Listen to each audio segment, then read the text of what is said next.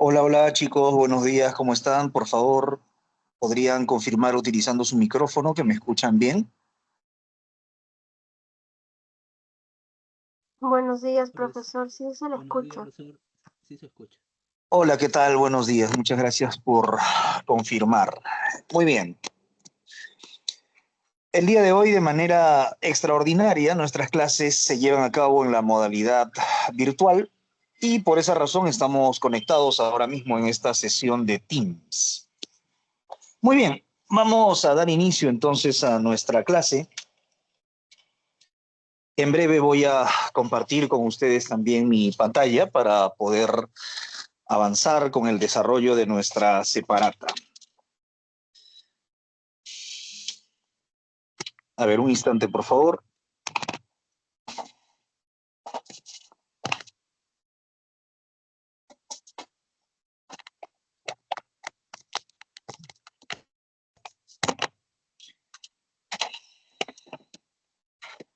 Muy bien.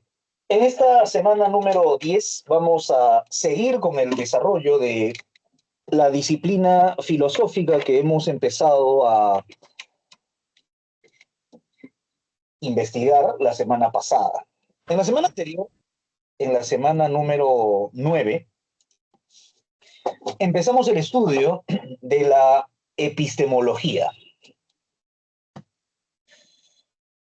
Como ustedes saben, la epistemología es el estudio filosófico del conocimiento científico. Bien, la palabra episteme es una palabra de origen griego y se ha traducido como ciencia, ¿no? Por esa razón, pues, la epistemología se entiende como el estudio filosófico del conocimiento científico. Ahora, lo que nosotros vamos a hacer ahora es desarrollar algunos problemas epistemológicos que se llaman contemporáneos, ¿no? Se llaman así porque son problemas propios de la epistemología del siglo XX, ¿ya? Del siglo XX. Vamos a ver, un instante, por favor.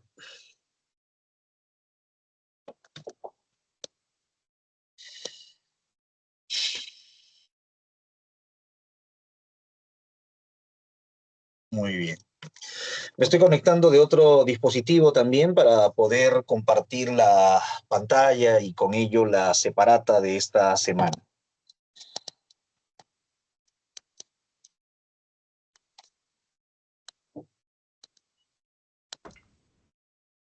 Muy bien.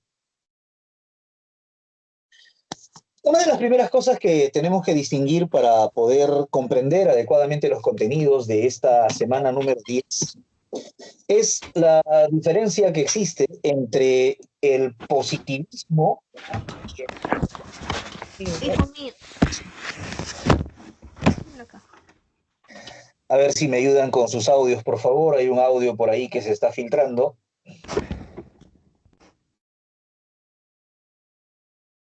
A ver si silencian sus dispositivos, por favor.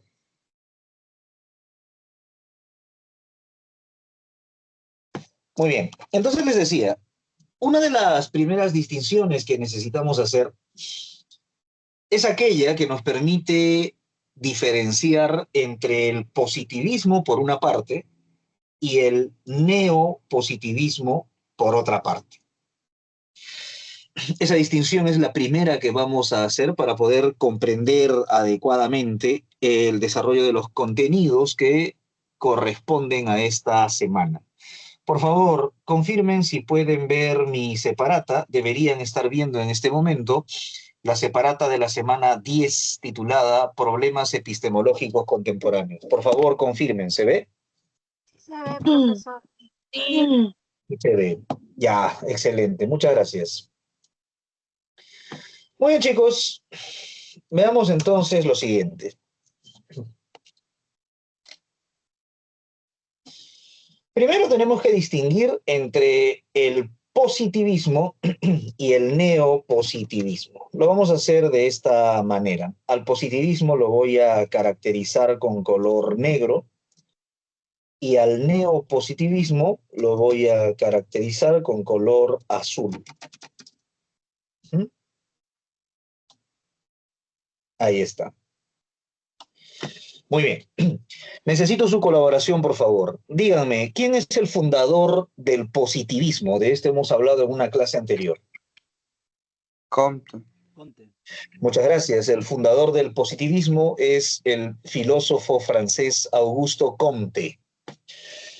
Bien, vamos a ver qué nos dicen de Comte. Augusto Comte es un filósofo que nació, miren, a finales del siglo XVIII. Nació en 1798 y murió en 1857. Fíjense cuándo murió. A mediados del siglo XIX. Ese es el año de su muerte, 1857. Filósofo francés que formuló la doctrina del positivismo. A menudo se le considera como el primer filósofo de la ciencia. Miren, esto es muy importante, la cronología. Fíjense, ¿eh? Año de muerte, 1857, a mediados del siglo XIX. Por lo tanto, cuando yo hable del positivismo, entonces, en primer lugar, me estoy refiriendo a Comte y también estoy hablando de unas ideas que se desarrollaron durante el siglo XIX. Ahí está. En cambio, cuando hablo del neopositivismo, el neopositivismo no se refiere a Comte, se refiere a unos filósofos que pertenecieron a un círculo de estudios. Ese círculo se llamó el Círculo de Viena, así se llamó. Y además, las ideas desarrolladas por los neopositivistas son ideas del siglo XX, fíjense, ¿eh? Del siglo XX, o sea, un siglo posterior a los aportes de Comte. A ver, vamos a ver entonces quiénes son estos pensadores del Círculo de Viena. El Círculo de Viena, también denominado neopositivismo lógico. Son llamados neopositivistas lógicos, un grupo de autores con todas las características de una escuela por sus mutuas relaciones e interdependencias, dedicados a trabajos de lógica y de metodología científica, y a difundir con ellos una peculiar ideología filosófica conocida como positivismo lógico. El grupo original, miren esto, constituyó el llamado Círculo de Viena, iniciado en 1922 por Moritz Schlick. Fíjense, ¿eh? El Círculo de Viena es el grupo de pensadores que ya en el siglo XX, un siglo después de Comte, continuaron las ideas positivistas y por eso los llamaron neopositivistas, que literalmente significa algo así como los nuevos positivistas, los positivistas de la nueva ola, si se quiere. Muy bien, entonces, esta es una primera diferencia, ¿no? Una primera diferencia. Vamos a ver. Voy a decir que estos conceptos son diferentes, ¿no? Son diferentes, hay que tener cuidado. Ya está. Muy bien. Ahora, ¿y qué es lo que dicen los positivistas? Por favor, para esto necesito su colaboración. Los positivistas hablan de el desarrollo del espíritu humano que pasa por tres etapas o estadios. Por favor, necesito su colaboración. ¿Cuáles son las tres etapas o estadios de evolución del espíritu humano? Uno es el metafísico, Es el segundo, muy bien. el teológico y el Ese es el positivo. primero. Claro. Y el positivo es el tercero. Muchas gracias. Muy bien, muy bien. Efectivamente, lo que sostenía Comte es que el espíritu humano ha pasado por un desarrollo de tres momentos. En primer lugar, hubo un estadio teológico o ficticio. En el estadio teológico o ficticio predominaba la religión. En ese estadio, el ser humano, la humanidad, sostenía que el mundo natural está gobernado por fuerzas sobrenaturales, muchos dioses, si es que, por ejemplo, se sigue el politeísmo griego, o un solo dios, si es que se sigue a alguna de las grandes religiones monoteístas, el judaísmo, el cristianismo o el islam. El segundo estadio de la evolución del espíritu humano es el estadio metafísico o abstracto. En ese estadio, la humanidad ya no se vale de la religión, sino que usa la especulación abstracta para tratar de explicar de dónde ha surgido la naturaleza. El ejemplo más claro del estadio metafísico o abstracto sería la metafísica hegeliana. Hegel decía que al inicio de todo no estaba Dios, sino la idea absoluta, la cual se despliega dialécticamente para dar lugar a la naturaleza y al hombre por medio de tesis, antítesis y síntesis. En síntesis, el estadio metafísico, aunque no se vale de la religión, utiliza la especulación metafísica para explicar el mundo natural. El tercer estadio es el estadio positivo o científico. Hemos visto en una clase anterior que cuando decimos estadio positivo, la palabra positivo viene del latín positum. Y positum literalmente significa lo que está puesto. Positum es el participio del verbo poner. Literalmente significa lo que está puesto. Bien, ahora, ¿y qué es lo que está puesto? Lo que podemos ubicar en coordenadas espaciotemporales. Es decir, lo que podemos percibir o lo que llamamos la realidad del mundo físico, lo que nos rodea, ¿no? El mundo externo a nuestra conciencia. El positum, ahora mismo estoy frente a mi computadora, en el escritorio, el positum es esto que me rodea ahora mismo. Y según Comte, solo vale la pena estudiar el positum, es decir, aquello que se puede localizar en coordenadas con coordenadas espaciotemporales. En otras palabras, solo vale la pena estudiar el mundo empírico. Por eso, para Comte, la ciencia es el mayor producto cultural de la especie humana. Y si le preguntaran a Comte, ¿y qué filosofía hay que practicar? ¿Qué filosofía tenemos que poner en práctica? Comte diría, mira, la única filosofía que vale la pena practicar es la filosofía de la ciencia. Es decir, la problematización conceptual acerca de la ciencia. En otras palabras, tomaremos a la ciencia como nuestro objeto de estudio y vamos a reflexionar filosóficamente acerca de la ciencia. Nos preguntaremos qué es la ciencia, cuál es el método científico, cómo se clasifica la ciencia, etc. O sea, como la ciencia es el mayor producto cultural de la especie humana, incluso la filosofía tiene que estar subordinada a la ciencia, de modo tal que sea filosofía de la ciencia. Ya está. Hasta ahí nos entendemos. Entonces, los positivistas tienen en común con los neopositivistas el hecho de darle a la ciencia un estatus superior. Hasta ahí las semejanzas, ¿no?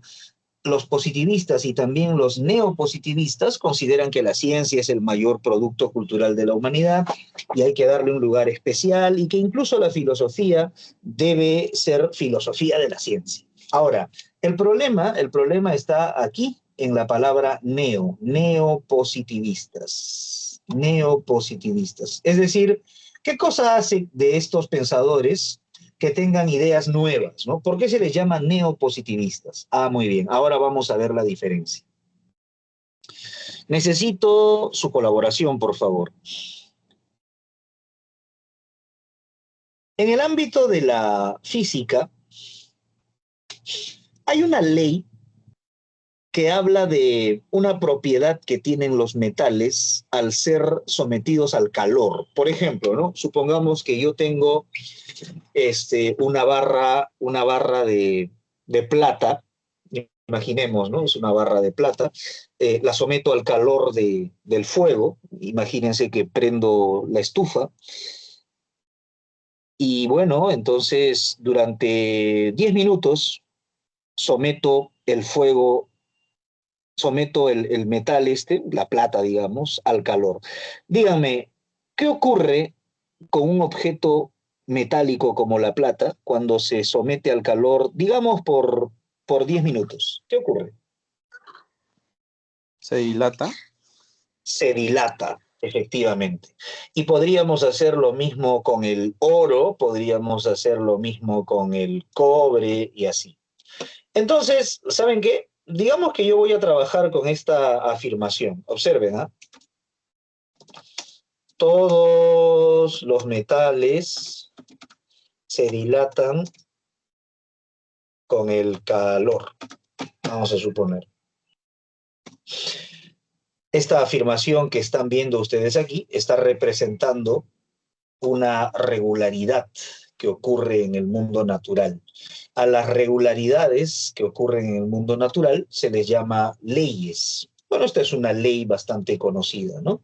Todos los metales se dilatan con el calor. Muy bien, ahí está.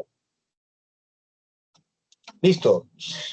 Entonces, al hacer análisis de la ciencia, voy a tomar como ejemplo este enunciado. Este enunciado, ¿qué es este enunciado? Bueno, este enunciado es una ley científica. Todos los metales se dilatan con el calor. Ya, perfecto. Yo puedo hacer análisis de este enunciado y decir, entre otras cosas, lo siguiente. Miren, por ejemplo, este enunciado, al ser una ley, tiene carácter universal. ¿Cómo así universal? Es que se refiere a un conjunto grande de individuos. Por ejemplo, eso justifica la presencia de la palabra todos. Miren ahí en mi pizarra, todos. Además, cuando yo digo todos los metales, bueno, estoy analizando una cierta entidad a la cual yo llamo metal, ¿no? La plata califica como un metal, el oro califica como un metal. Además, lo que yo estoy diciendo es que esa entidad, bajo ciertas condiciones, presenta la propiedad de dilatación, ¿no? Entonces, cuando yo hago análisis de la ciencia, en este caso estoy analizando una ley científica, ¿no?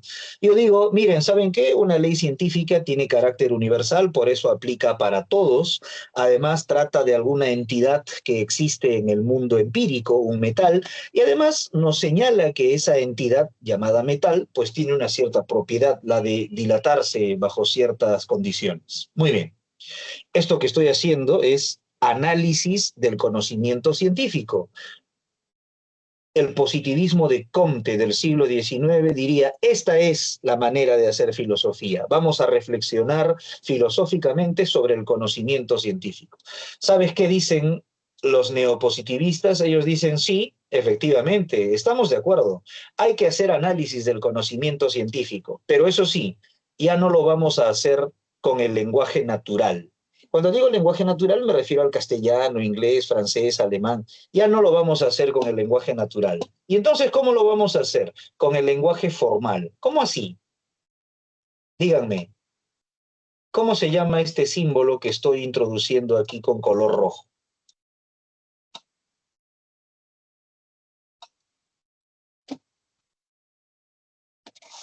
Necesito su colaboración. ¿Cómo se llama ese símbolo que acabo de introducir con el color rojo? Para todo X. Eso que has dicho, para todo X, en realidad es la forma en que se lee. Es correcto, así se lee, para todo X. Pero eso de ahí se llama cuantificador universal. Así se llama. Repito, repito. Ese símbolo que acabo de introducir se llama cuantificador universal. Y como muy bien ha dicho alguien por ahí, se lee para todo X. Observa, para todo X voy a escribir esto, mira, voy a escribir una fórmula y tú me vas a ayudar a interpretar la fórmula.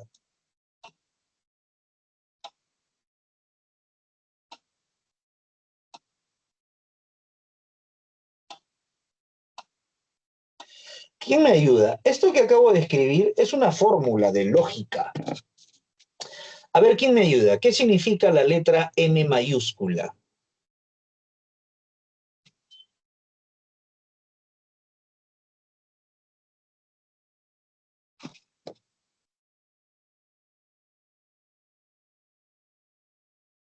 Ayúdenme. ¿Qué significará M mayúscula y qué significará D mayúscula?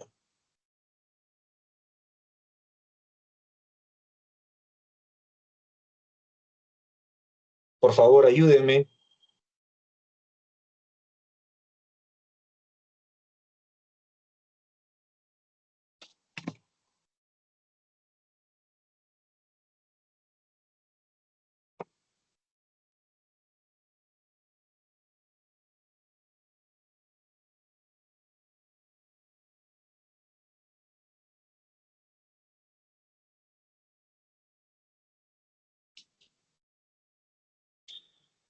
A ver, anímense, por favor. ¿Qué significará la letra M mayúscula y qué significará la letra D mayúscula?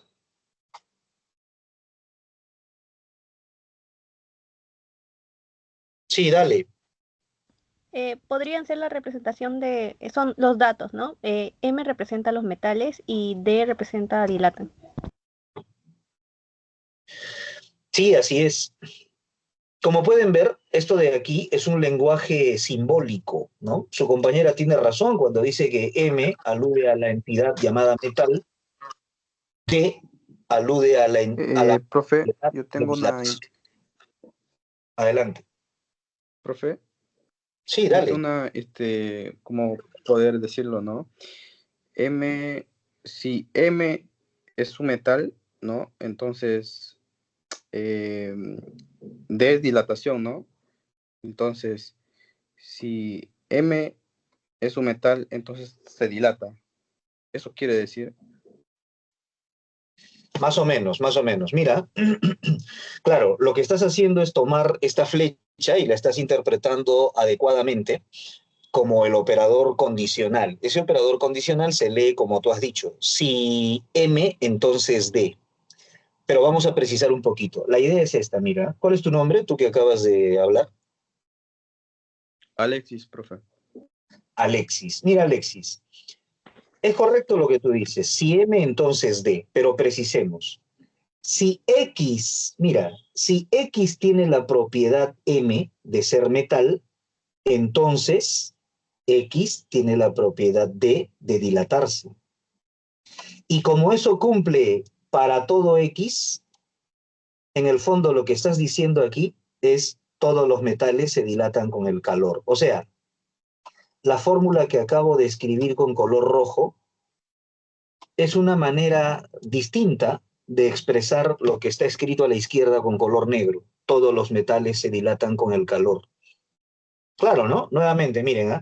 Concéntrense solamente aquí en la llave de color azul, en la llave de color azul. Si X tiene la propiedad M de ser metal, entonces X tiene la propiedad D de dilatarse. Y eso cumple para todo X, ¿no? Ese X podría ser la plata, ese X podría ser el oro, ese X podría ser el cobre y así, ¿no? En otras palabras, ¿cuál es la diferencia? La diferencia está en el lenguaje que se utiliza para hacer análisis del conocimiento científico. Nuevamente, ¿qué cosa tienen en común el positivismo y el neopositivismo? Lo que tienen en común es que ambos consideran a la ciencia como el producto cultural más sofisticado y que la filosofía debería ser filosofía de la ciencia. Ya está. Eso es lo que tienen en común. ¿Y en qué se distinguen? Bueno, el positivismo, que es propio del siglo XIX, dice, cuando nosotros analicemos la ciencia, como por ejemplo esta ley científica que habla de la dilatación de los metales, vamos a utilizar un lenguaje natural. Puede ser el castellano, el francés, el inglés o el alemán. El lenguaje natural se refiere a las lenguas que nosotros podemos hablar sin ninguna dificultad. Repito, ¿qué dicen los positivistas?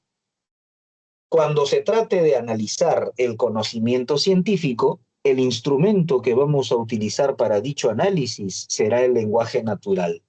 En cambio, los neopositivistas dicen, señores, cuando se trate de analizar el conocimiento científico, el instrumento que vamos a utilizar para dicho análisis no va a ser el lenguaje natural. ¿Y qué cosa va a ser? Va a ser un lenguaje formal. Ejemplo, la lógica que estás viendo aquí. Esa fórmula que yo he escrito al lado derecho con color rojo es una fórmula que pertenece a la lógica formal. Entonces, ¿qué distingue al positivismo del neopositivismo? El instrumento analítico que emplean para el estudio del conocimiento científico. ¿Qué instrumento analítico emplean los positivistas? El lenguaje natural. ¿Qué instrumento analítico emplean los neopositivistas? Un lenguaje formal, en este caso, la lógica formal. Esa es la diferencia, ¿ya? Los neopositivistas, que son filósofos del siglo XX, introducen el empleo de instrumentos formales para hacer análisis del conocimiento científico. Muy bien. ¿Por qué estoy haciendo esta diferencia? Porque en nuestra separata número 10, a cada rato se va a hablar del neopositivismo, el neopositivismo, el neopositivismo. No se refiere al positivismo de Comte, se refiere al neopositivismo, es decir, a las ideas desarrolladas por los filósofos del Círculo de Viena que han introducido métodos formales para el análisis del conocimiento científico. Listo. Con esa aclaración, entonces podemos avanzar por aquí. Adelante, ¿alguien quiere preguntar algo, creo? Hay alguien que tiene la mano levantada, no sé si es de una intervención previa o quiere preguntar algo. Si es así, adelante.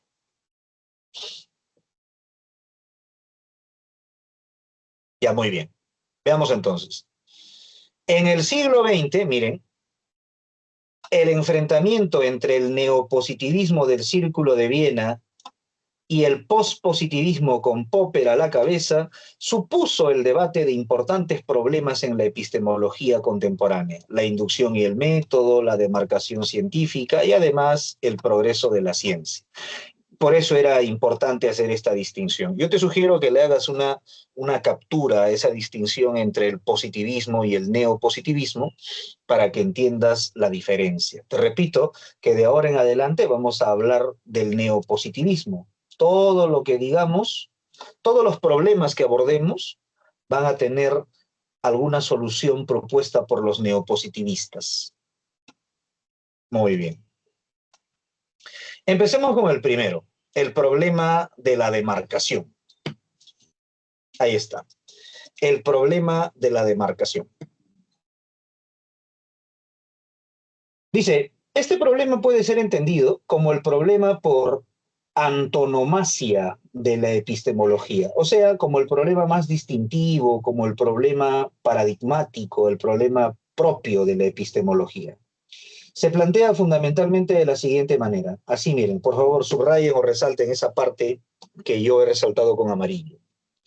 ¿De qué forma puede trazarse una línea demarcatoria entre aquello que es científico y aquello que no lo es? Por favor, resalten esa parte amarilla que yo también he resaltado. ¿De qué forma puede trazarse una línea demarcatoria entre aquello que es científico y aquello que no lo es? Frente a ello hay dos posturas. Una, la que aparece con color verde ahí abajo, el verificacionismo. Y otra, la que aparece con color celeste, el falsacionismo.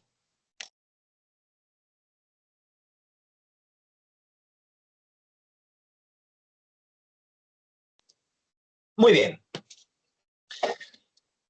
Empecemos pensando en lo siguiente.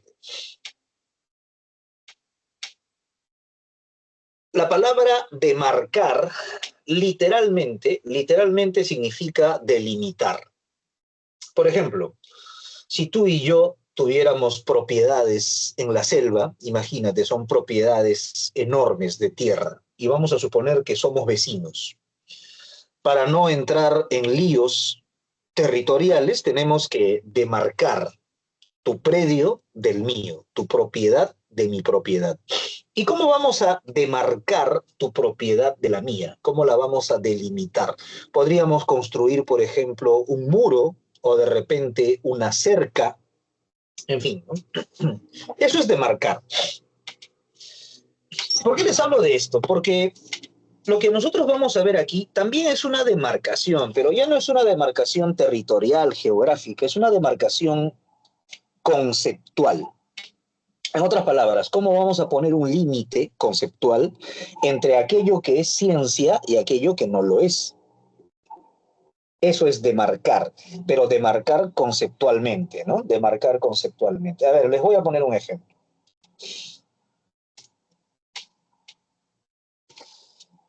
Supongamos lo siguiente. Imaginemos que tenemos por una parte a la astronomía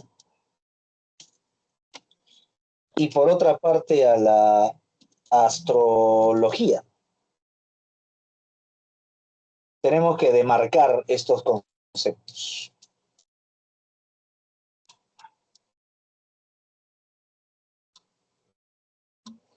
Astronomía versus astrología.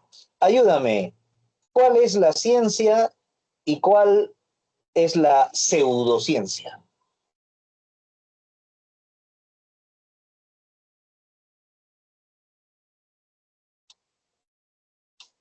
La astronomía es una pseudociencia.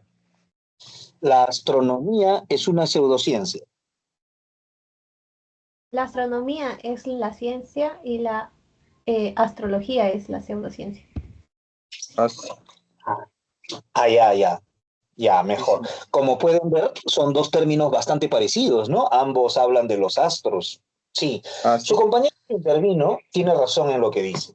La astronomía, la astronomía es la teoría que nosotros consideramos científica, estudia los astros desde una perspectiva matemática, por ejemplo, su movimiento, ¿no?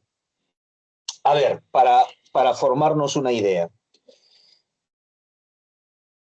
¿Qué figura describen los planetas que orbitan alrededor del Sol?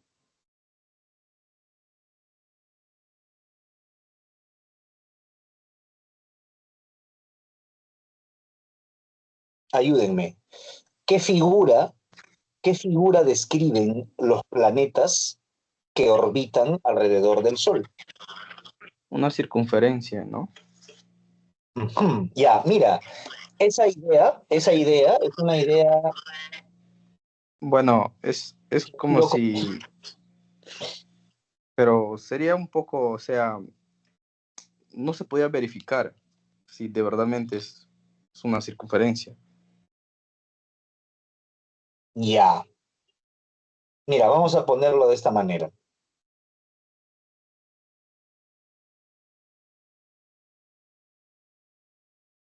A ver, vamos a ver.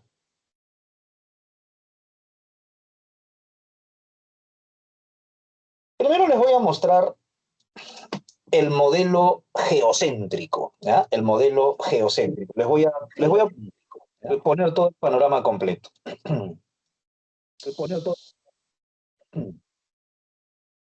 A ver, lo que ustedes ven ahora mismo es el muy conocido modelo geocéntrico.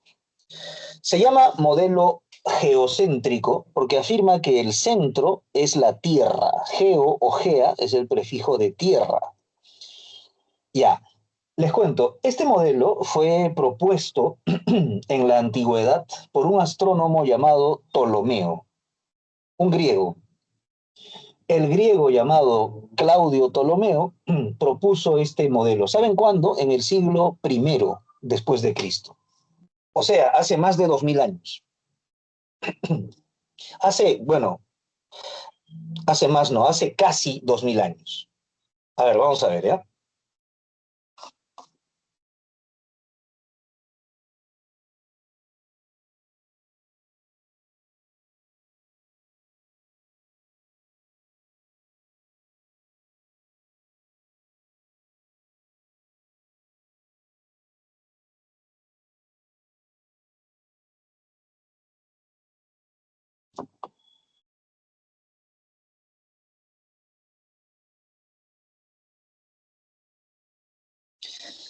Vamos a buscar un poco de información sobre este astrónomo de la antigüedad. Es del siglo I después de Cristo. Ahí está. Claudio Ptolomeo. En latín, Claudius Ptolomeus. Fue un astrónomo, astrólogo, químico, geógrafo. Miren, nació en el 100 después de Cristo y se murió en el 170 después de Cristo. O sea, vivió hace casi 2000 años, ¿no? Muy bien.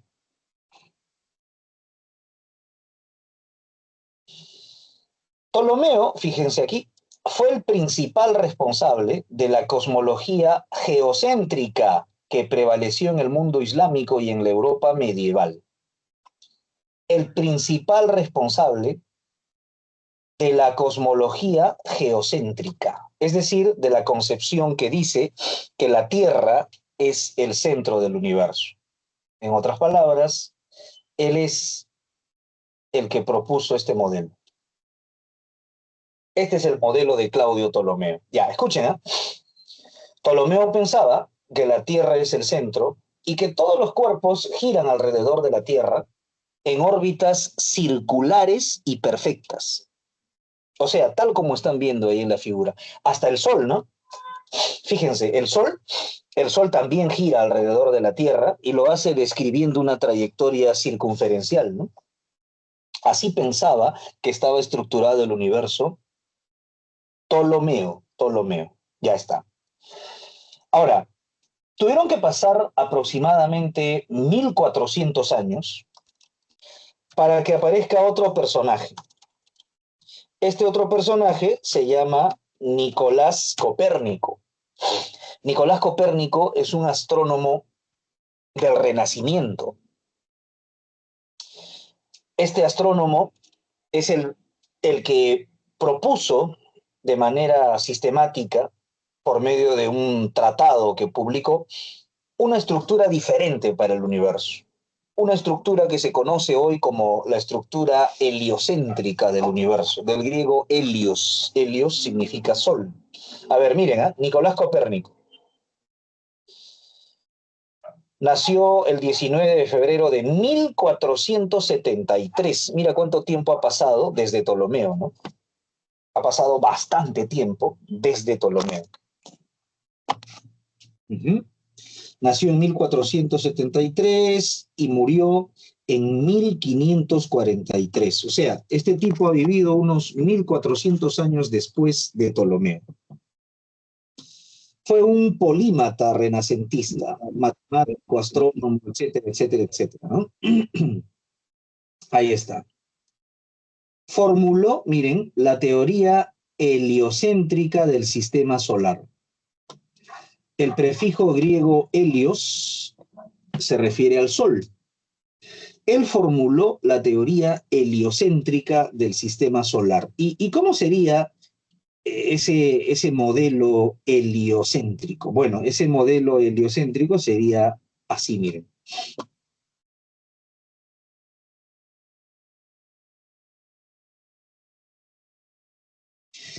Eso que están viendo ahora en pantalla, ese es el modelo heliocéntrico del universo.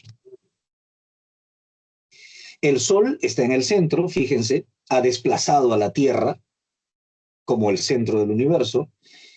Y bueno, y lo que tenemos ahora es que todos los cuerpos giran alrededor del Sol. Fíjense, incluso la Tierra, ahí está la Tierra, la pueden ver, ¿no? Es el tercer planeta. El primero es Mercurio, el segundo es Venus, el tercero es la Tierra, el cuarto es Marte, al cual llaman el planeta rojo, por obvias razones, y así, ¿no? Ya, muy bien. Entonces, esto es lo que hizo Copérnico. Dijo, no, señores, la Tierra no es el centro del universo, el Sol es el centro del universo. Además, la Tierra se está moviendo, ¿ah? Ptolomeo pensaba que la Tierra, al ser el centro, la Tierra era inmóvil. Copérnico dice, no, el centro es el Sol, por lo tanto, la Tierra no es inmóvil, la Tierra se está moviendo. Y las trayectorias alrededor del Sol son trayectorias circunferenciales. Esto pensaba Copérnico, que los cuerpos giran alrededor del Sol describiendo círculos. Ya está. Sin embargo, debo informarles que actualmente nosotros sabemos que las trayectorias alrededor del Sol no son circulares. Hoy sabemos que las trayectorias alrededor del Sol tienen otra forma. No sé si alguien sabe cómo son las trayectorias de los planetas que giran alrededor del Sol. Adelante, los escucho.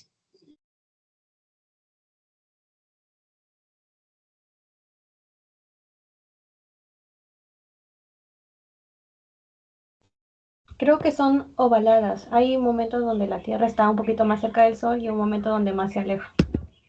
Muy bien, muchas gracias. Dime, ¿tú a qué postulas? Educación. A educación, ya, excelente. Tienes una gran responsabilidad. En geografía habrán estudiado que el profesor o profesora les ha dicho, miren, hay un momento en el que la Tierra está más cerca del Sol y hay un momento en el que la Tierra está más lejos del Sol. Se llaman perihelio y afelio, respectivamente. Lo que significa que la trayectoria no es circunferencial, pues, porque si fuese circunferencial, no habría un punto más cercano y un punto más lejano, porque en un círculo todos los puntos están a la misma distancia del centro, ¿sí o no? Así es. La trayectoria de los planetas alrededor del Sol, como ha dicho su compañera, es ovalada. Ahora, vamos a precisar eso. Ovalada es una palabra coloquial, ¿no? Es algo así como de forma semejante a la de un huevo, ¿no? Sí, ovalada.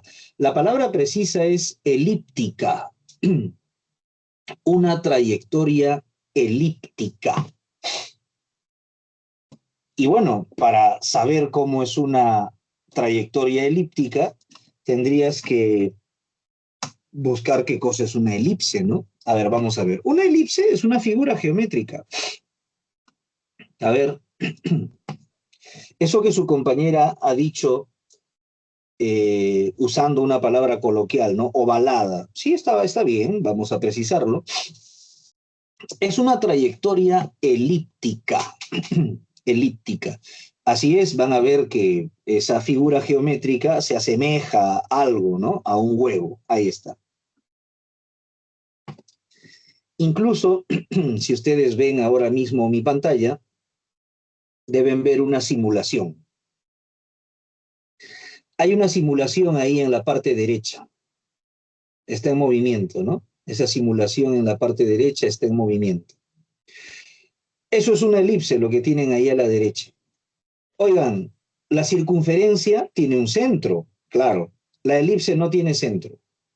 En vez de centro, tiene dos puntos. ¿Alguien sabe cómo se llaman esos puntos?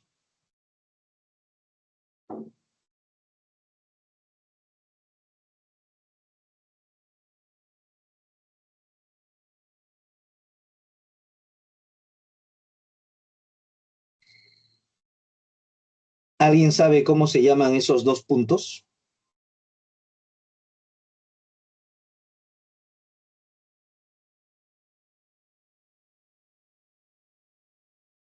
Esto lo estudian en geometría. Profe, bueno, yo lo estudié también en física, pero yo lo conozco como foco. Correcto, son focos. La elipse no tiene un centro propiamente. En lugar de centro tiene esos dos puntos que estás viendo ahí. Se llaman focos. ¿Saben qué es lo que ocurre? Que el universo está estructurado de la siguiente manera. El Sol ocupa uno de los focos. Supongamos que ocupa el foco derecho, digamos, ¿no? Supongamos el foco derecho, ya está. Por lo tanto, el punto rojo que ves ahí podría ser la Tierra, por ejemplo, ¿no? Ahí está. La Tierra, en su movimiento elíptico alrededor del Sol, estamos imaginando que el Sol está en el foco derecho. La Tierra va a haber un momento en el que esté recontra lejos del Sol y va a haber otro momento en el que esté recontra cerca del Sol, ¿no? Así es. A ese momento en el que la Tierra está muy cerca del Sol se le llama perihelio y al momento en el que la Tierra está lejos del Sol se le llama afelio. Muy bien, interesante. Entonces, el movimiento de los planetas alrededor del Sol es un movimiento elíptico, ¿no? Es un movimiento elíptico. Y la elipse tiene su ecuación. Así como la circunferencia tiene su ecuación, la elipse tiene su ecuación.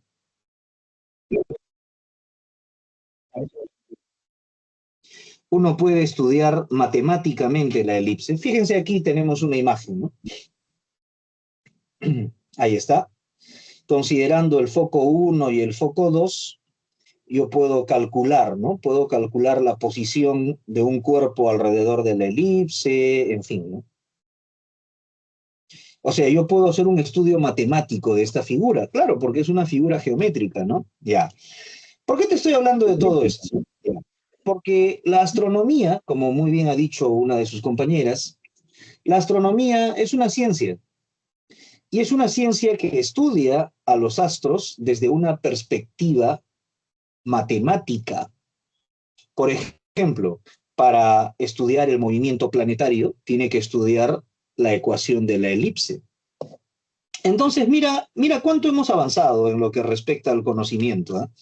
Hemos pasado de la concepción de Ptolomeo, vamos a ver, de la concepción de Ptolomeo decía esto: la tierra está en el centro, está quieta y todo gira alrededor de la Tierra en órbitas circulares y perfectas.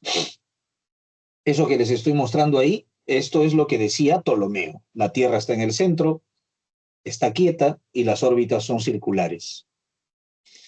De Ptolomeo hemos pasado a Copérnico. Copérnico decía, no señores, es al revés. El Sol es el centro del universo, la Tierra gira alrededor del Sol y las órbitas son circulares y perfectas. Eso decía Copérnico, ¿eh? Él pensaba que las órbitas seguían siendo circulares. Tuvo que llegar otro científico posterior a Copérnico, un tal Kepler. Kepler fue el que descubrió que las órbitas no son circulares. Está bien, el Sol es el centro, hasta ahí vamos bien. Pero el movimiento de los planetas no es un movimiento circular, es un movimiento elíptico, con lo cual ya está un poco difícil hablar de centro. El Sol ocupa uno de los focos de la elipse. Uno de los focos de la elipse. A ver. Vamos a ver entonces algo más apropiado con respecto al, digamos, algo más cercano a lo que nosotros entendemos por el sistema planetario solar. Ahí está, mira, esto que estamos viendo aquí es algo más cercano a la manera en que nosotros concebimos al sistema planetario solar. Ahí está, mira. No son círculos, ¿eh? Son elipses. El Sol está en el centro y alrededor del Sol, describiendo trayectorias elípticas, giran los planetas. Ahí está. Bien, entonces, el estudio científico de los astros, utilizando matemáticas para calcular la posición, la velocidad, para poder predecir un eclipse, entre otras cosas, ese estudio científico se llama astronomía. Digamos que la astronomía es la ciencia.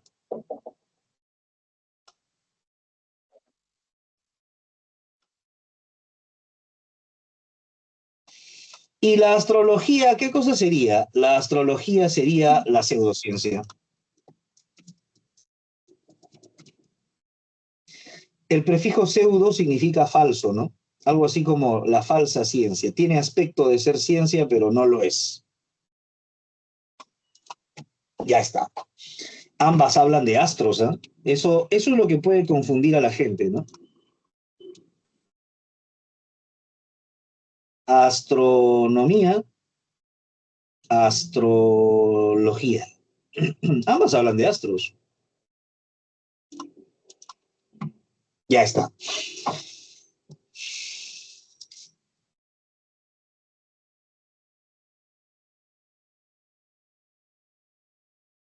Veamos algunas diferencias. la astrología dice que el movimiento de los astros, planetas, del Sol y demás, el movimiento de los astros influye en el hombre, influye en el ser humano. De repente alguien podría decir, profe, pero sí influye, ¿no? Hay una influencia gravitacional. ¿Cómo así? La masa del Sol es tan grande que atrae al planeta Tierra. De hecho, la enorme masa del Sol es la que crea una fuerza de atracción, ¿no? Y por eso es que la Tierra está orbitando alrededor del Sol. Y como dentro de la Tierra están los seres humanos, entonces el Sol sí influye en el hombre, influye de manera gravitacional. Ah, bueno, sí, tienes razón en lo que dices, pero la astrología dice algo más.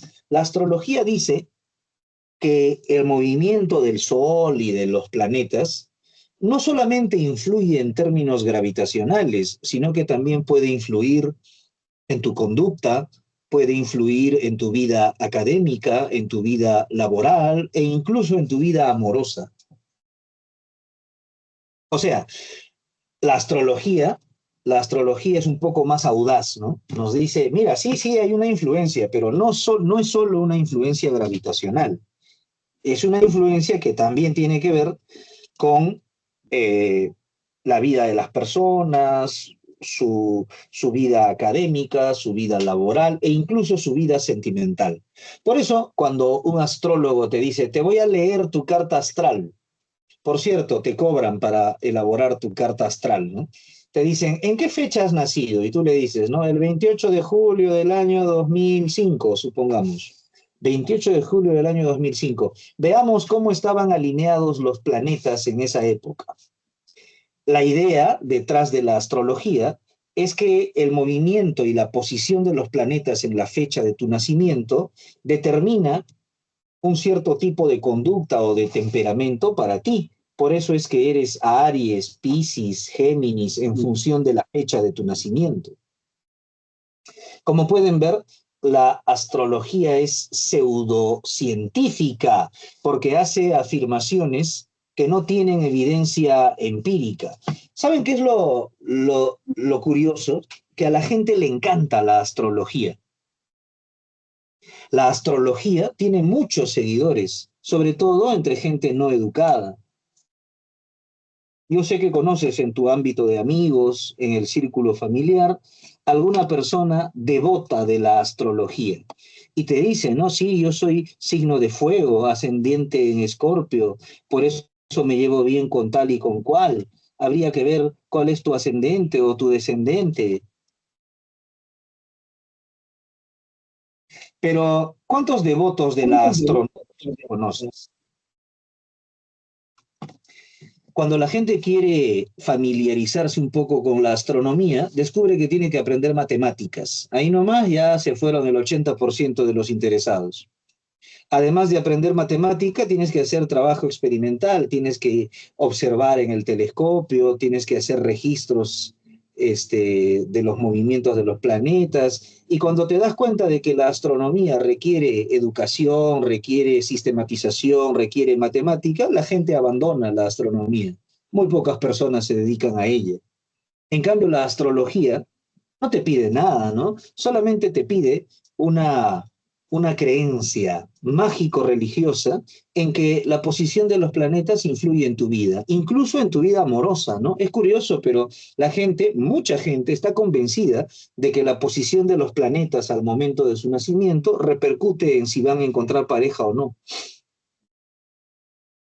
La distinción entre ciencia y pseudociencia es muy importante. ¿Cómo distinguir la ciencia de la pseudociencia? Ah, ese es el muy conocido problema de la demarcación. Ahí está. He pedido resaltar esta parte amarilla. ¿De qué forma puede trazarse una línea demarcatoria entre aquello que es científico y aquello que no lo es? Veamos qué dice el verificacionismo. Para empezar, el verificacionismo es un criterio que propuso, ¿sabes quién es? El Círculo de Viena. Felizmente yo ya te hablé del Círculo de Viena. Es este grupo de filósofos del siglo XX que le dan continuidad a las ideas positivistas de Comte, pero se distinguen de los viejos positivistas en el instrumento analítico que emplean para poder discutir acerca del conocimiento científico. El instrumento analítico que ellos emplean es la lógica formal. Muy bien, aquí está la parte esencial de esta postura. La he marcado con una llave de color rojo. Los filósofos del Círculo de Viena abogaron por el verificacionismo como criterio demarcatorio, pues afirmaron que únicamente pueden ser entendidas como teorías científicas aquellas teorías susceptibles de ser verificadas a partir de datos de la experiencia sensorial. Aquí está. Verificar. Miren, la palabra verificar está relacionada con la palabra verdad. Verificar significa establecer que una afirmación es verdadera. Por ejemplo, imagínate que yo te dijera esto. En el estadio de la Universidad Nacional Mayor de San Marcos se ha instalado un circo. Y en ese circo hay 3 elefantes y 5 leones. Vamos a suponer que yo te digo esto. En el estadio de la Universidad Nacional Mayor de San Marcos hay un circo y en ese circo hay 3 elefantes y 5 leones. Si tú quisieras establecer la verdad o falsedad de lo que acabo de decir, tendrías que tomarte la molestia de ir hasta la Universidad Nacional Mayor de San Marcos, entrar al estadio por alguna de sus puertas y ver si en efecto hay un circo ahí o no.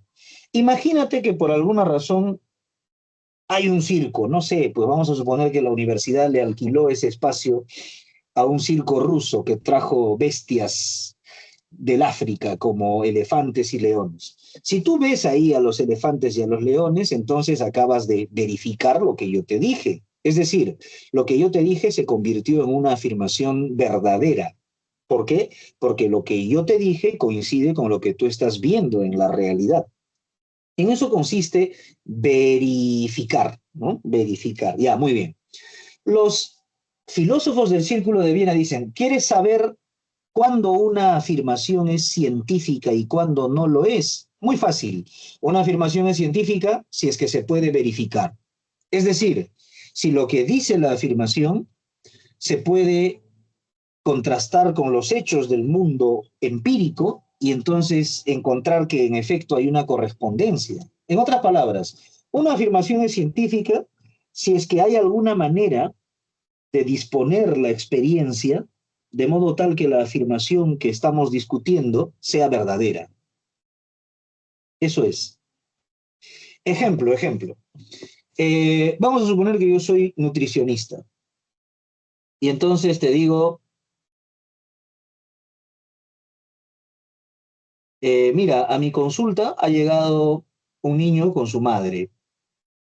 La madre dice que el niño tiene 8 años, pero al examinar al niño se ve muy pequeño, parece que tuviera 4 o 5 años.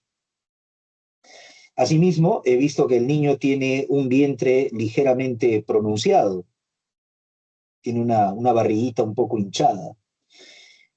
He visto sus ojos y sus globos oculares están ciertamente pálidos.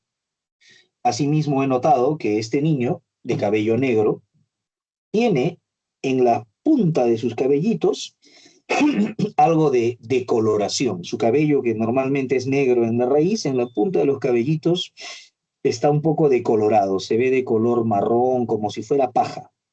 Le pregunto a la mamá si le ha teñido el cabello y me dice que no. Entonces, miren, el niño es más pequeño de lo normal, tiene el vientre hinchado, los ojos pálidos y además el cabello decolorado. Yo le digo a su madre, señora, ¿sabe qué? Su hijo está desnutrido, tiene anemia. Su hijo tiene anemia. Si yo le preguntara a los filósofos del Círculo de Viena, oigan, ¿cómo puedo saber si esa afirmación es científica o no? Ellos me dirían, ¿quieres saber si es científica o no? Entonces verifícala.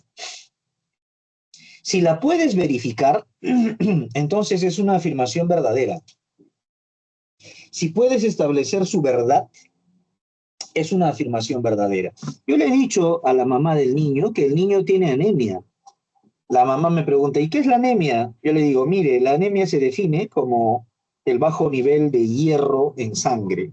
Le explico a la señora, ¿no? Le digo, mire, ¿sabe qué? Lo que pasa es que el átomo de hierro es el átomo fundamental de la sangre. De hecho, el átomo de hierro es responsable del color rojo de la sangre humana. Y cuando el átomo de hierro no está en un buen nivel en la sangre, decimos que la persona tiene anemia. Y yo he dicho que su niño tiene anemia. ¿Cómo podríamos verificar eso? Habría que buscar algún recurso en la experiencia para establecer la verdad de dicha afirmación. Señora, ¿sabe qué? Le vamos a hacer vamos a someter a su hijo a un pequeño procedimiento. Le vamos a sacar una muestra de sangre y le vamos a tener que pinchar el bracito con una aguja. Por favor, ayúdenos porque a lo mejor el niño se puede asustar, va a sentir miedo, dolor. Por favor, acompáñelo, vamos a llevarlo con la enfermera de la manera más amigable posible, le va a pinchar una venita y le va a sacar una muestra pequeñita nada más, en un tubito. Por favor, ayude al niño, que no se ponga nervioso. Muy bien, se van con la enfermera, vamos a suponer que la enfermera hace bien su trabajo, el niño no se asusta, siente el pinchazo, llora, pero bueno, no se desespera, la enfermera le dice, sí, yo sé que te duele un poquito, por favor, no te pongas nervioso, esto es por tu bien, y además va a durar poco tiempo. Ya, muy bien. Le sacan la sangre en un tubito. Creo que a todos nos han sacado la sangre alguna vez en nuestras vidas, ¿no? Ya. Luego, esa sangre es llevada al laboratorio y en el laboratorio se centrifuga. La centrifugación básicamente es un proceso mecánico en el que se agita la sangre, ¿no? Algo parecido a lo que ocurre con tu lavadora. Cuando estás lavando la ropa, ya lavaste y enjuagaste, hay una etapa que es de centrifugado, ¿no? En la etapa de centrifugación, la ropa empieza a rotar rápidamente para que por rotación, debido a la acción de la fuerza centrífuga, el agua salga de la ropa y la ropa quede medianamente seca, ¿no? No seca totalmente, pero medianamente seca, de manera tal que la tiendes y seca rápido, ¿no? Ya, algo así, centrifugan tu sangre porque la sangre es un tejido, ¿sabían eso? Se llama tejido sanguíneo.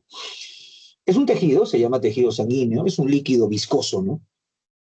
Tiene plaquetas, glóbulos rojos, etcétera. Bueno, después de centrifugar, el profesional del laboratorio, el laboratorista, hace un cálculo estadístico y arroja un resultado, ¿no? Y nos dice, mire, este es el nivel de hierro que tiene en sangre este niño. Calcula eso en función de la proteína llamada hemoglobina, ¿no? La proteína encargada de transportar oxígeno y que, bueno, es portadora del hierro.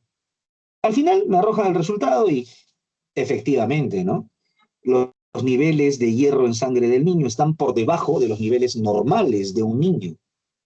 Y le digo a su madre, señora, yo estaba en lo cierto, su hijo tiene anemia. Y entonces le doy un tratamiento, ¿no? Oigan, yo acabo de verificar esa afirmación inicial que decía, su hijo tiene anemia. Un enunciado científico cuando es susceptible de ser verificado a partir de datos de la experiencia sensorial.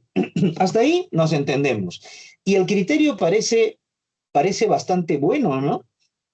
Una afirmación es científica si es que se puede verificar. Si no se puede verificar, entonces no es científica, ¿no?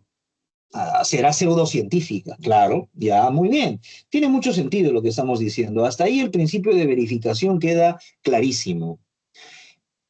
Chicos, aquí viene el problema. Miren, esta parte que voy a explicar ahora es de difícil comprensión. Hagan un esfuerzo por entender. Les voy a mostrar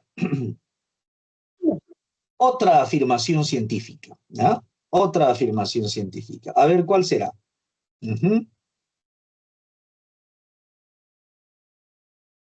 Vamos a ver.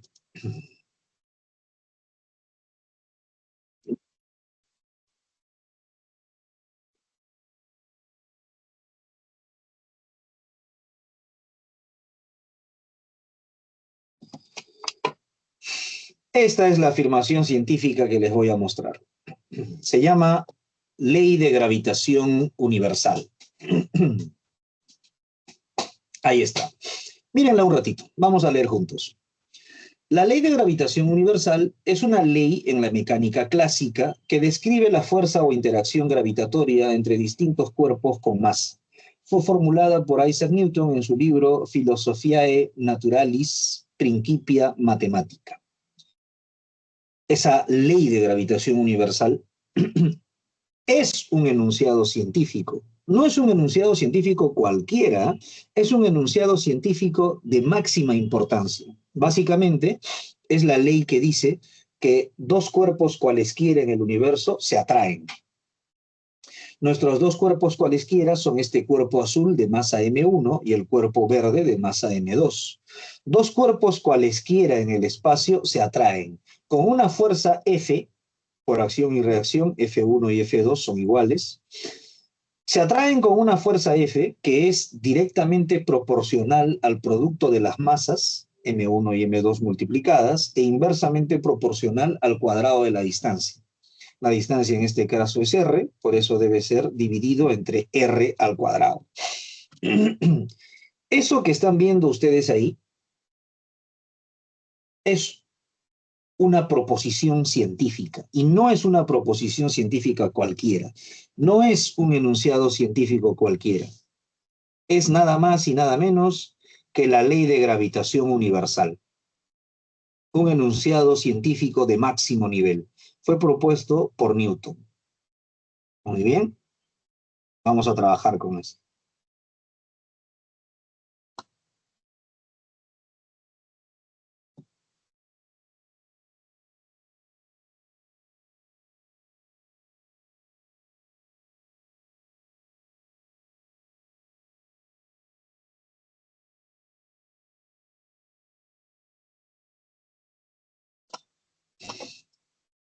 Ahí está. En otras palabras, vamos a entender más o menos de qué trata esto, ¿no? ¿Qué significa que esta fuerza F, F1 es igual a F2, no te olvides? G es una constante, ¿ya? La constante gravitacional. Puedes, si quieres, olvidarla. Esa fuerza F con la que se atraen estos cuerpos varía en relación directa con el producto de las masas. ¿Sabes qué significa eso? Que varía en relación directa. Que mientras las masas sean más grandes, la fuerza F de atracción va a ser grande también. Si M1 y M2 son masas muy, muy grandes, la fuerza de atracción entre ellas también va a ser grande. ¿Y qué significa que la fuerza F varía en relación inversa con el cuadrado de la distancia? Si varía en relación inversa, significa que si la distancia R es muy grande, muy, muy grande, o sea, si los cuerpos están muy separados, muy lejos, si la distancia R es muy grande, la fuerza de atracción va a ser muy pequeña, porque van a estar muy lejos como para atraerse con fuerza. En cambio, si esta distancia R es pequeña, imagínense, los dos cuerpos estarían cerquita, ¿no? Si esta distancia R es bien pequeña, entonces la fuerza de atracción es más grande. Mientras más cerca estén, más fuerte va a ser la atracción, ¿no? Tiene sentido, ¿no? Ya está. Esto de aquí es la ley de gravitación universal. Ahí está, le estoy poniendo un nombre, LGU. Ley de gravitación universal. ¿Qué dice la ley de gravitación universal? Dice esto: dos cuerpos cualesquiera, por ejemplo, mira, el cuerpo de masa M1 y el cuerpo de masa M2. Dos cuerpos cualesquiera en el universo, por ejemplo, M1 y M2, se atraen con una fuerza que es directamente proporcional a las masas e inversamente proporcional al cuadrado de la distancia. Como pueden ver, esta ley no está hablando de ningún par de cuerpos en particular. Está hablando de dos cuerpos cualesquiera. O sea, en otras palabras, como es una ley, la ley de gravitación universal, miren, la voy a encerrar en un rectángulo. como es una ley, la ley de gravitación universal está hablando en general. Las leyes siempre hablan así, en general. No hablan de dos cuerpos específicos, hablan en general. Como cuando yo digo, todos los metales se dilatan con el calor. Esa es otra ley. Todos se dilatan con el calor. No estoy hablando en particular del oro, de la plata o del cobre, estoy hablando de todos. Igual acá. Dos cuerpos cualesquiera en el universo se atraen con una fuerza que se calcula de esta manera. Ya. Pero imagínense que yo quiero aplicar el verificacionismo propuesto por el Círculo de Viena. ¿Cómo se distingue entre ciencia y pseudociencia? Los filósofos del Círculo de Viena dicen, la ciencia y la pseudociencia se distinguen por el criterio de verificación. ¿Qué significa eso? Un enunciado será científico si es que se puede verificar y no será científico si es que no se puede verificar. Ah, ya, muy bien. Entonces, imaginemos, ¿no? Imaginemos que yo quiero saber si este enunciado es científico o no. Si este enunciado es científico, entonces debe ser verificable, ¿no? Sí, claro. Y bueno, si no es verificable, si no es verificable, entonces no será científico. Ah, muy bien. Vamos a ver, vamos a ver. A ver, voy a intentar verificar este enunciado. Observen, ¿ah? Voy a intentar verificar que la fuerza con la que dos cuerpos cualesquiera se atraen en el universo es directamente proporcional a las masas e inversamente proporcional al cuadrado de la distancia. A ver, voy a hacer que M1 sea el Sol. Y voy a hacer que M2 sea el planeta más cercano al Sol. Digamos que sea Mercurio.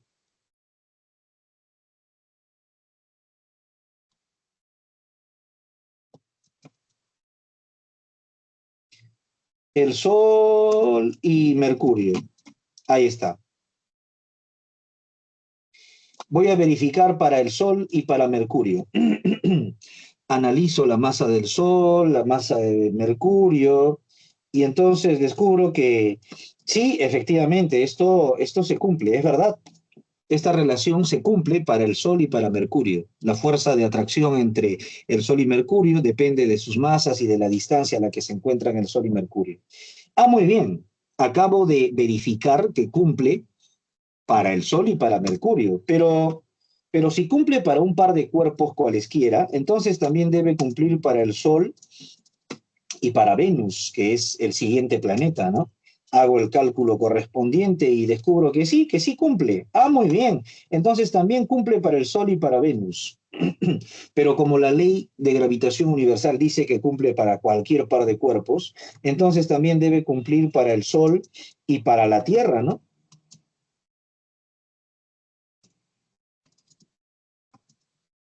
Pero como la ley de gravitación universal dice que cumple para cualquier par de cuerpos, tiene que cumplir para el Sol y para Marte, ¿no?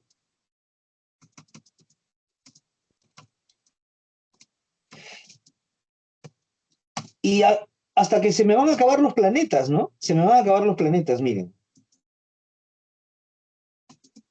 Ya, pero si cumple para cualquier par de cuerpos, también debe cumplir para la Tierra y la Luna, ¿o no? Hago el análisis y digo, sí cumple. Estoy verificando que cumple para la Tierra y la Luna. Pero si cumple para la Tierra y la Luna, también debe cumplir para la Tierra y para Marte, ¿o no? También, ¿no? Ahora, dime, ¿cuántos cuerpos hay en el universo?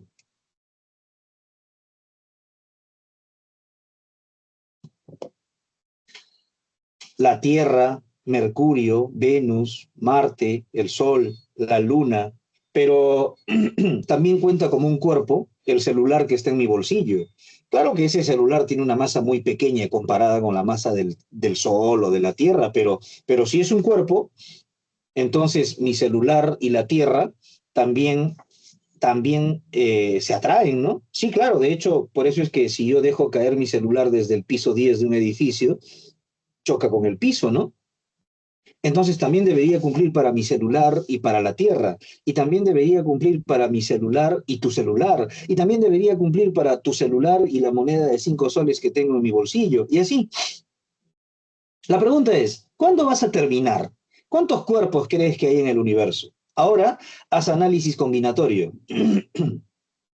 Toma todos los cuerpos del universo y combínalos de dos en dos, porque dice que cumple para cualquier par de cuerpos, ¿no? ¿Sabes qué? Lamento informarte que nunca vas a verificar este enunciado.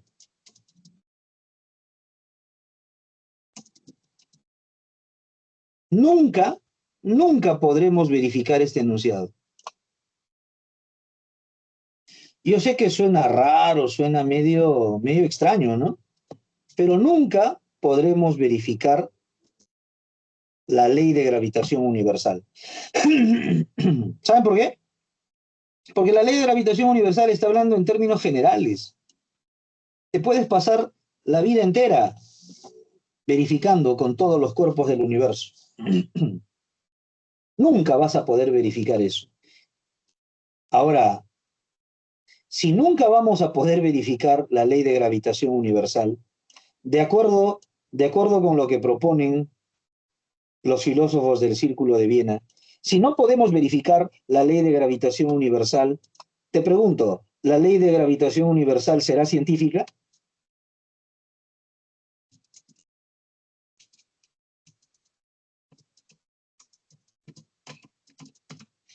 La ley de gravitación universal no sería científica, ¿no?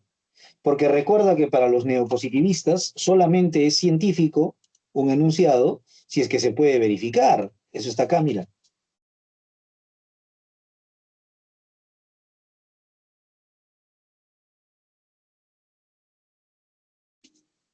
El Círculo de Viena sostiene, mira la llave roja que puse ahí, que un enunciado es científico si es que se puede verificar. Y si no se puede verificar, entonces es pseudocientífico. Ya mira, la ley de gravitación universal no se puede verificar porque abarca muchísimos casos que no voy a poder agotar por medio de la experiencia. Si nunca puedo verificar la ley de gravitación universal, entonces la ley de gravitación universal no sería científica. ¿Cómo no va a ser científica si es una ley propuesta por Newton? Y no es una ley cualquiera, es una ley fundamental, ¿no? Ya, ese es el problema del verificacionismo. El filósofo que se dio cuenta de todo esto fue Karl Popper. Popper dijo, señores, esta conclusión es absurda. La ley de gravitación universal sí es científica, pero lo que está mal es el principio de verificación. Esta ley de gravitación universal sí es científica, pero no porque sea verificable, porque si tú quisieras verificarla, nunca vas a poder hacerlo. Y la conclusión a la que llegaría sería que la ley de gravitación universal no es científica, que es pseudocientífica, pero eso ¿cómo puede ser si es una de las leyes de Newton? El problema está en el principio de verificación. Vamos a sustituir el principio de verificación por el de falsación. Mira, el falsacionismo. Popper rechazó el verificacionismo como criterio de demarcación.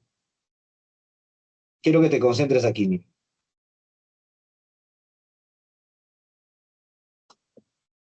El autor de la lógica de la investigación científica, o sea, Popper, él es Popper, mira. Él se llama Karl Popper.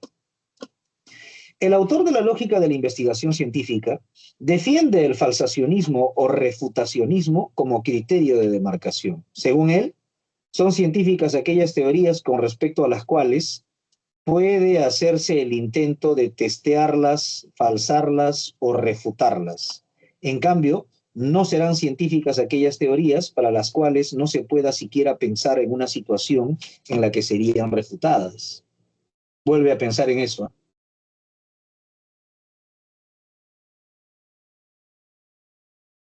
Profe, Sí, adelante. o sea, en todo lo que dice Karl Popper, entonces propone un contraejemplo. ¿Qué es un contraejemplo? O sea, es como yo propongo algo, ¿no? Y trato de refutar, digamos, esa teoría científica, ¿no? Más o menos. La idea de contraejemplo sí es pertinente, pero vamos a introducirla con cuidado.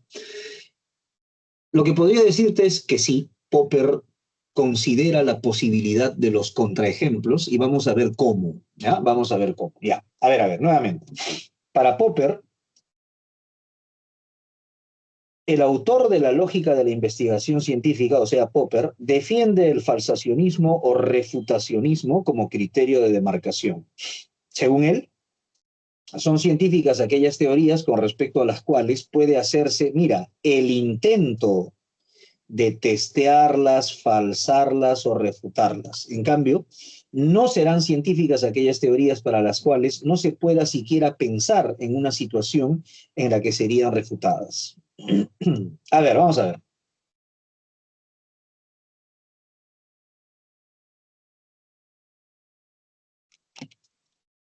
Popper corrige el esquema y dice, a ver, ya. Vamos a corregir el asunto. Muy bien. Entonces, olvidémonos de esta parte, miren. Esta conclusión absurda de que la ley de gravitación universal no es científica, es una conclusión absurda a la que me ha llevado seguir las ideas del Círculo de Viena, ¿no? Ya. Lo que yo puedo hacer es verificar, pero nunca voy a verificar la ley de gravitación universal misma. Lo que voy a hacer es verificar casos particulares, ¿no? Ya, eso sí se puede hacer, ¿no? Verificar algunos casos particulares. Ya, muy bien. Popper dice lo siguiente. Miren, ¿saben qué, señores? Hasta el momento, todas nuestras verificaciones han funcionado. He verificado para el Sol y para Mercurio, verdadero. Sol y Venus, verdadero. Sol y Tierra, verdadero. Y así, ¿no? Sin embargo, yo no tengo la garantía de que cumpla para todos los cuerpos del universo, porque no los puedo registrar a todos, ¿no? Entonces, ¿qué es lo que voy a hacer? Lo que voy a hacer es lo siguiente. Voy a decir, la ley de gravitación universal es verdadera hasta la fecha. Hasta la fecha, con todas las verificaciones de casos particulares que hemos visto hasta el momento, ha funcionado. Pero yo no sé qué ocurra en otra parte distante del universo. ¿Qué tal, qué tal si en el universo encuentro un cuerpo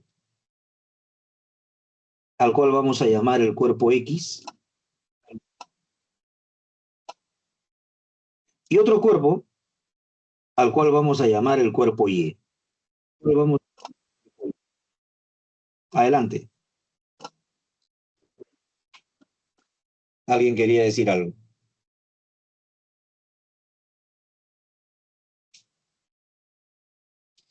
Ya. La ley de gravitación universal dice esto. Todo par de cuerpos se rige por esta relación. Todo par de cuerpos. Hasta aquí ha funcionado.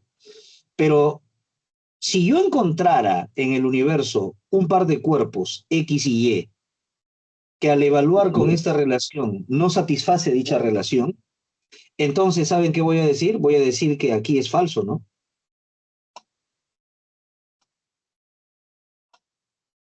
Imagínense que hay por ahí en el universo un par de cuerpos X y Y que no cumplen con esa relación. Si eso es así, entonces esto de aquí estaría falsando la ley de gravitación universal. ¿Cómo así? La ley de gravitación universal dice, todo par de cuerpos cumple esta relación. Pero si yo encuentro los cuerpos X y Y que no cumplen esa relación, entonces ya no es cierto que todo par de cuerpos cumple esa relación. Sería falso que todo par de cuerpos cumple esa relación. Estos dos cuerpos que no satisfacen esta relación es lo que su compañero ha denominado el contraejemplo. Y se le llama contraejemplo falsador.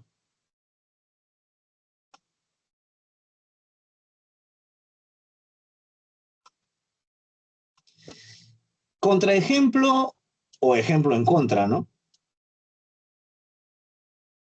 Ahí está. Contraejemplo o ejemplo en contra. Este sería el contraejemplo falsador. Voy a poner otro, voy a establecer una analogía para que me entiendas, ¿ya? Esta parte no es muy fácil de entender, pero si nos esforzamos creo que sí puede avanzar.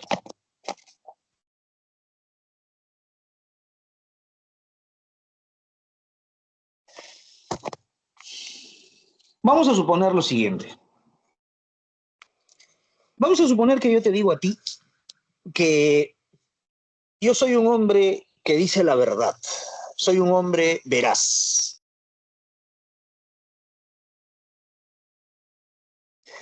Vamos a suponer también, vamos a suponer que yo hasta el momento siempre he dicho la verdad. Supongamos eso, ¿ya? Hasta el momento yo siempre he dicho la verdad. Ya. Y además tengo la intención de seguir siendo una persona veraz. No tengo la intención de mentir. Soy una persona veraz, hasta el momento he dicho siempre la verdad. Tengo la intención de seguir siendo una persona veraz en el futuro, así que, ¿sabes qué? Tú puedes confiar en mí, porque yo siempre voy a decir la verdad. Pero vamos a suponer que tú estás un poco desconfiado, desconfiada, y me dices, ¿así? ¿Siempre dices la verdad? Sí, siempre digo la verdad y tengo la intención de decir la verdad. Y entonces tú me haces esta pregunta, tú me dices, ¿hay alguna circunstancia en la que tú me mentirías? Me haces esa pregunta. ¿Hay alguna circunstancia en la que tú me mentirías? Yo lo pienso un rato y te respondo y te digo, sí, sí hay una circunstancia en la que yo te mentiría. Es más, te voy a decir cuál es esa circunstancia. Vamos a suponer que estamos en clases presenciales, estamos en nuestro salón habitual en la pre, y justo a media clase entra un asesino con un arma y pregunta por ti. Me apunta a mí, que soy el profesor, y me pregunta por ti. Me dice, en este salón está Juan Pérez, vamos a suponer que tú eres Juan Pérez, ¿ya? En este salón está Juan Pérez. Yo sé muy bien quién es Juan Pérez. Juan Pérez es un alumno del aula nuestra que siempre interviene, ¿no? Yo sé quién es Juan Pérez, ¿eh? Se sienta adelante, sé quién es. El asesino me pregunta, ¿está Juan Pérez? Quiero matar a Juan Pérez. ¿Está Juan Pérez o no está Juan Pérez? En esas circunstancias, yo le mentiría a ese asesino. Yo le diría que no, que hoy día Juan Pérez faltó. ¿Y saben por qué mentiría? Mentiría porque con el objetivo más importante de salvar la vida de Juan Pérez, siento que puedo tomarme la licencia de mentirle al asesino y decir que Juan Pérez no ha venido el día de hoy. Incluso cuando Juan Pérez está en el salón, ¿no? O sea, en otras palabras, mira, para que veas que yo soy una persona transparente, primero te digo que siempre digo la verdad. He dicho la verdad hasta el momento y pienso seguir diciendo la verdad. Pero como tú eres desconfiado, me preguntas, ¿y hay algún caso en el que tú me mentirías? Yo te acabo de decir, mira, en este caso yo te mentiría. Espero que nunca pase eso, ¿no? Espero que nunca pase eso, pero en esa circunstancia yo sí mentiría, ¿sí? Mentiría para salvar tu vida. Entonces, ¿sabes qué podrías decir de mí? Podrías decir de mí que yo soy un hombre que dice la verdad. Soy un hombre veraz. Sí, claro, pero que soy potencialmente mentiroso. Necesito que me ayudes, por favor, las personas que intervienen. Yo soy un hombre veraz, pero después de decirte en qué circunstancias yo mentiría, tú con toda justicia podrías decir que yo soy potencialmente mentiroso. ¿Qué significa que yo sea potencialmente mentiroso? Ayúdame.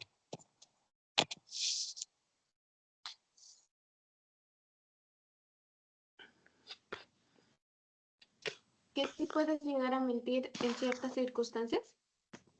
Efectivamente, que aunque no he mentido hasta el momento, existe la posibilidad de que yo mienta en determinadas circunstancias. Muy bien, entonces tú a mí me puedes decir, tú eres un hombre veraz, hasta el momento has dicho la verdad, tienes la intención de seguir diciendo la verdad, pero eres potencialmente mentiroso.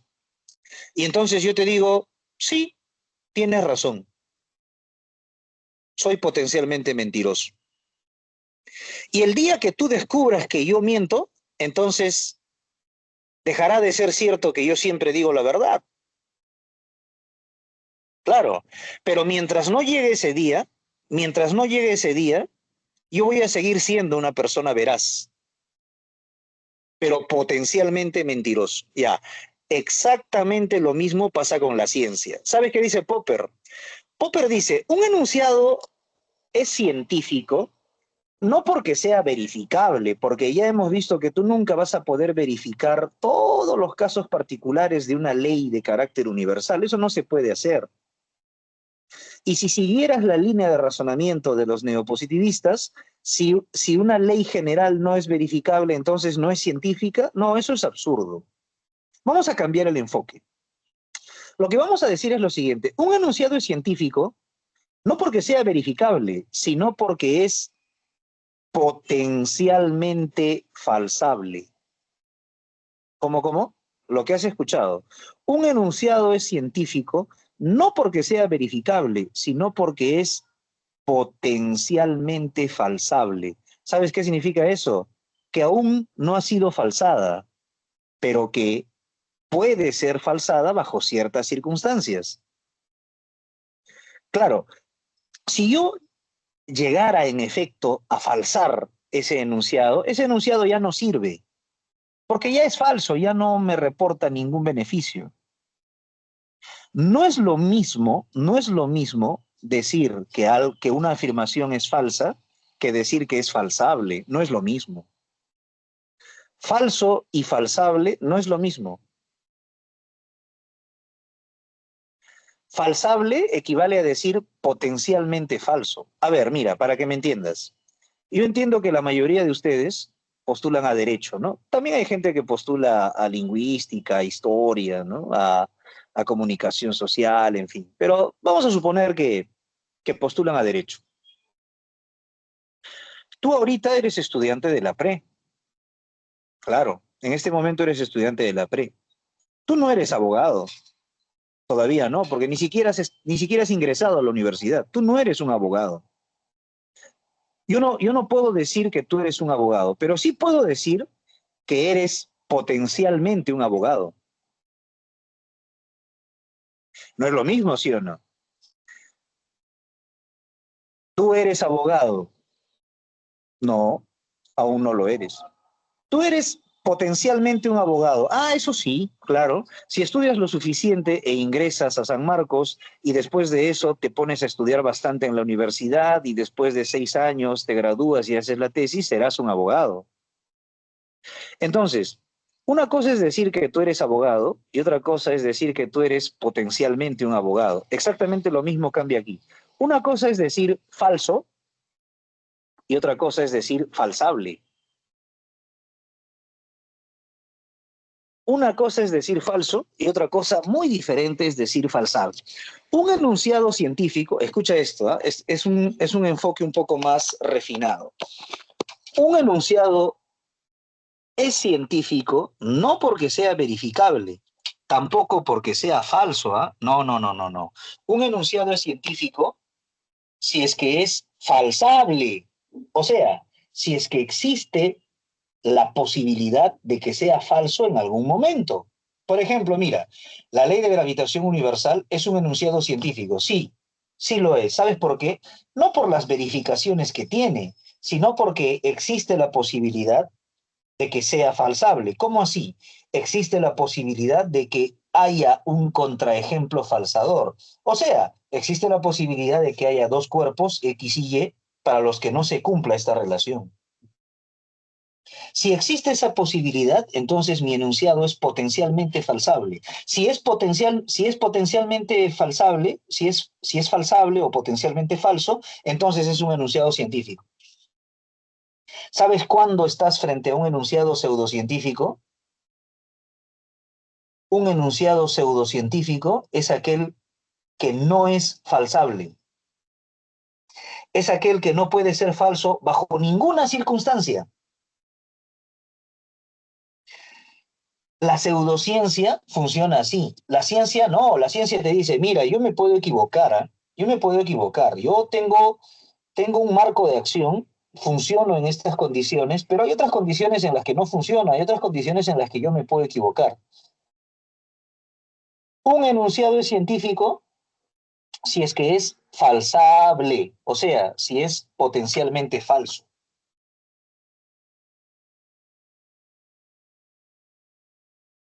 En cambio, un enunciado pseudocientífico, ese no falla nunca.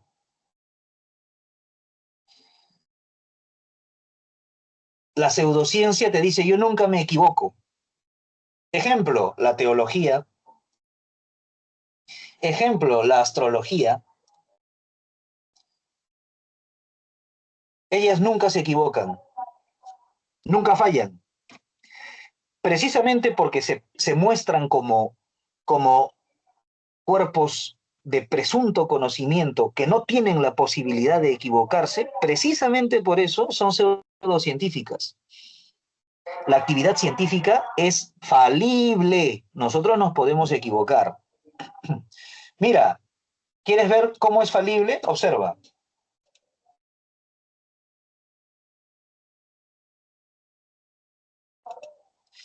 Esto dijo Ptolomeo acerca del universo.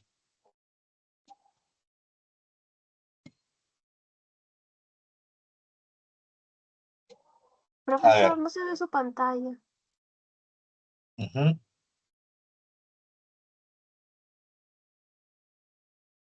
Ya, vamos a ver.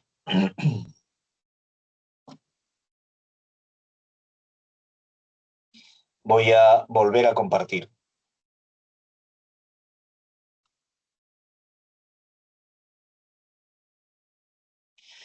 Les voy dando la idea y luego les muestro las imágenes, ¿no? Ptolomeo, que propuso el modelo geocéntrico,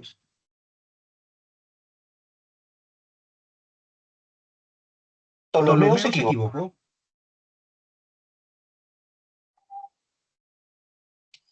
Copérnico propuso el modelo heliocéntrico. Copérnico también se equivocó.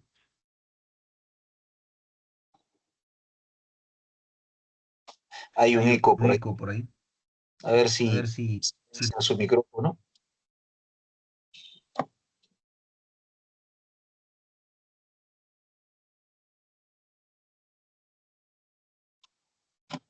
Ya miren.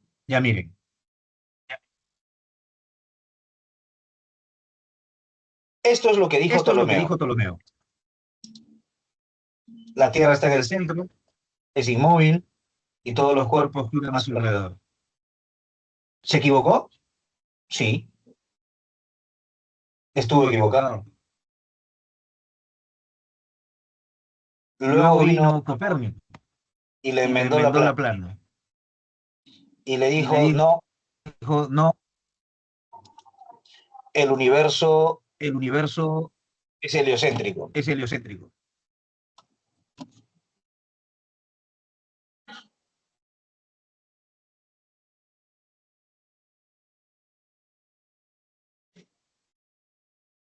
El universo tiene esta estructura. ¿Estaba equivocado Copérnico? Sí. Pero estaba un poco más cerca de la verdad que Ptolomeo. O sea, el conocimiento científico en su desarrollo se va mejorando, va perfeccionándose. Copérnico dijo esto y estaba equivocado. Porque ustedes y yo sabemos que aunque el Sol ocupa una posición importante, las órbitas no son circulares. Las órbitas son elípticas, ¿no?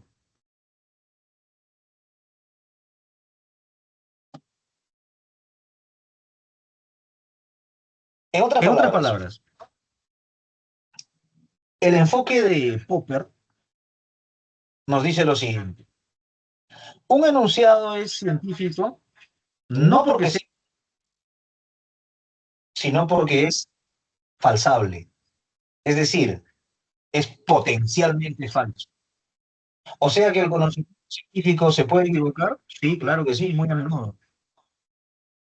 Pero así como se corrige, así como se equivoca, así como falla, también se corrige.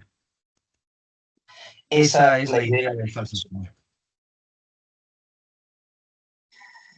Muy bien. Problema número 2. El problema de la inducción. Sí me escuchan, ¿verdad? Sí, profesor. Ya, Sí, muy sí, bien. sí, la escucha, profesor. Siguiente problema, el problema de la inducción. Los filósofos neopositivistas eran defensores del método inductivo.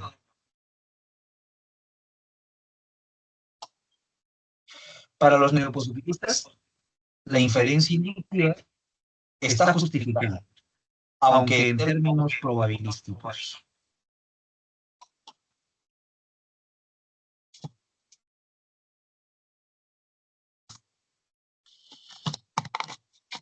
Voy a poner un ejemplo.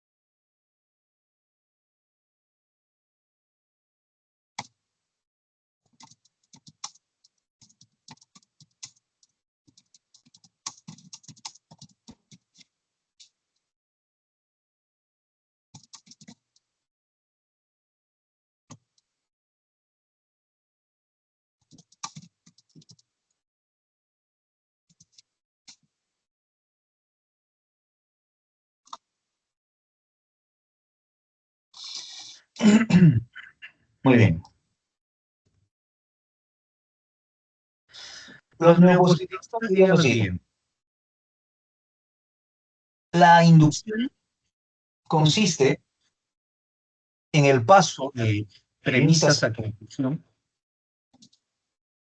reconocer que la conclusión no se establece de manera necesaria. En otras palabras, que la plata sea un metal y se dilate con el calor. Que el oro sea un metal y se dilate con el calor.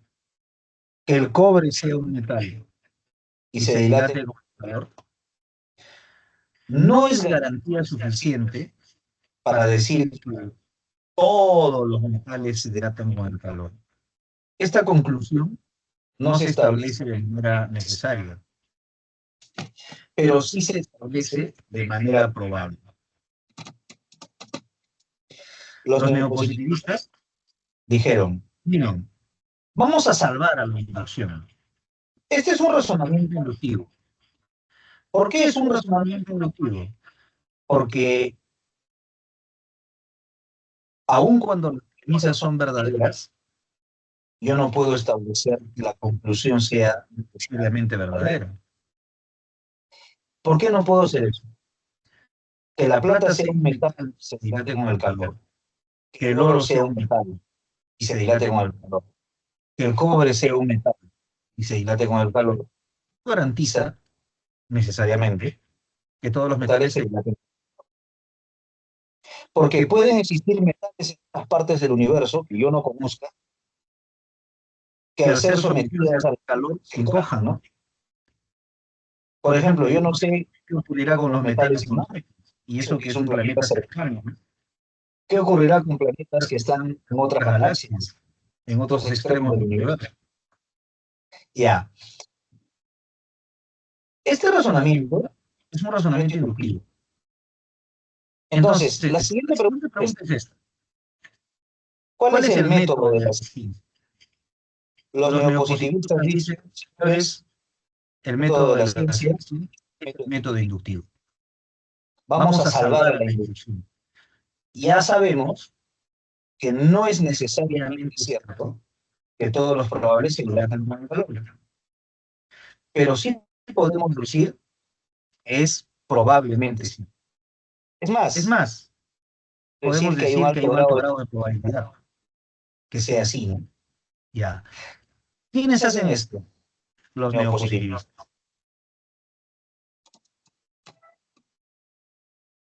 Los neopositivistas dicen, la inducción es el método De la la ciencia ciencia natural, pero vamos vamos a a salvar a la la inducción añadiendo el carácter probable de la inducción. Ya sabemos que no es necesariamente cierto que todos los metales se dilaten con el calor, pero al menos podemos decir que es bastante probable que así sea. Los neopositivistas ponen el parche de la probabilidad y te dicen el razonamiento inductivo es el razonamiento propio de la ciencia. A eso me refiero con el... Para los neopositivistas, la diferencia inductiva está justificada en términos probabilísticos. Para los neopositivistas, sí está justificada la inferencia inductiva. Por tal razón, plantearon que la inducción representa el método Más adecuado para el avance de las ciencias.